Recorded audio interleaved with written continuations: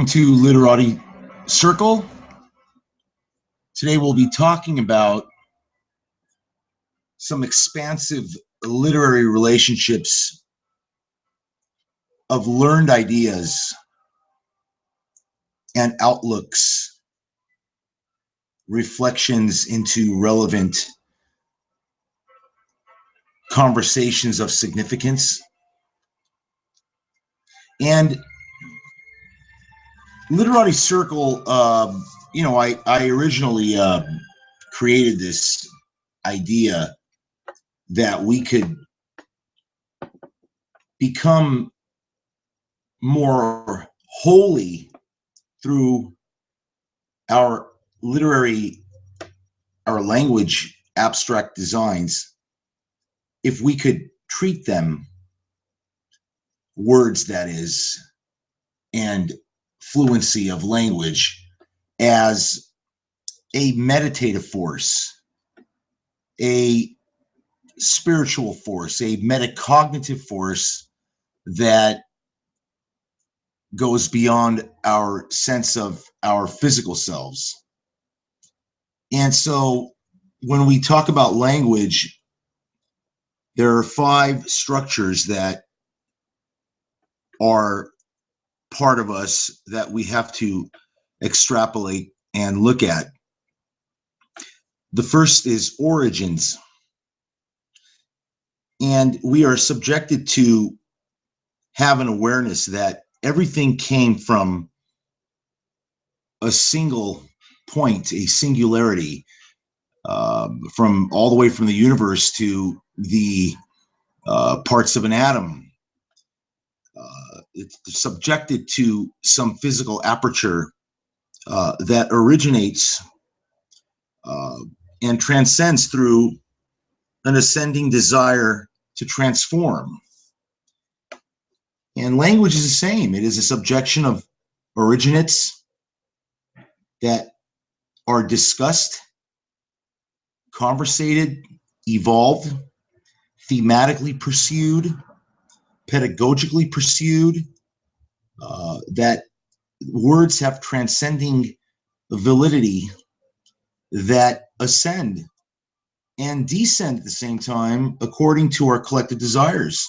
If we are able to transform that origination to a condition of higher value, that's the question. And because language is something we inherit, it's a manifesting inheritance, I think. In other words, language isn't artificiality. It is a structure of communicating, structure of expression of others to understand us, and definitely has value. The second would be the ascension of language. Or let's take a word, for example. Let's take the word automobile. And we don't use automobile much, do we? We use car, vehicle sometimes. But the word automobile originally was a subjection, a discussion that transcended rather remarkably quick. And as it ascended, it moved through action, and language moved through its actions. And there was this rising moment that was collectively aware by everyone, and there was an understanding of this new paradigm of transportation, and now it's in recollection form, and that recollection form transforms, which I call the third tier transformations, which are desires that advocate a redefinition of rooting new meaning. And we call these postmodern attributes, the evolving transformation of the originative value and stock of the word. And the last would be the inheriting values, like I discussed, and we call that inherence. These are conditions, abstractions from learning structures and or innate structures of origin, yet to be determined. Its value of articulation.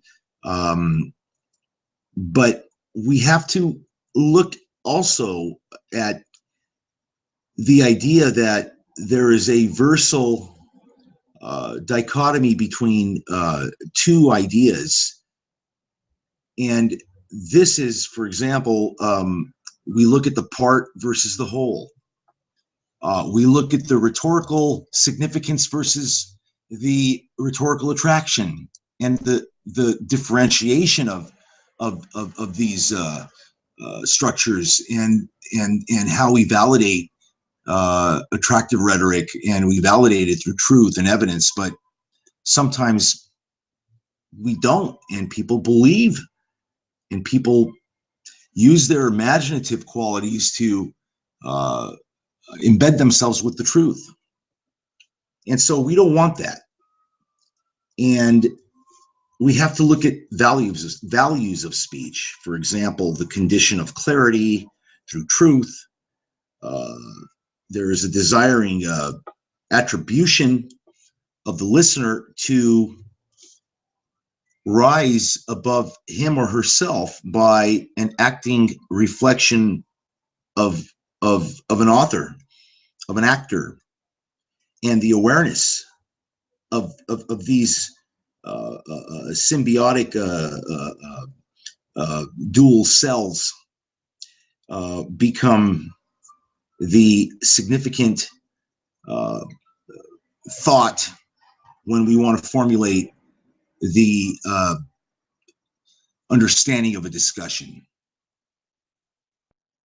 Thank you, and I hope you enjoyed this.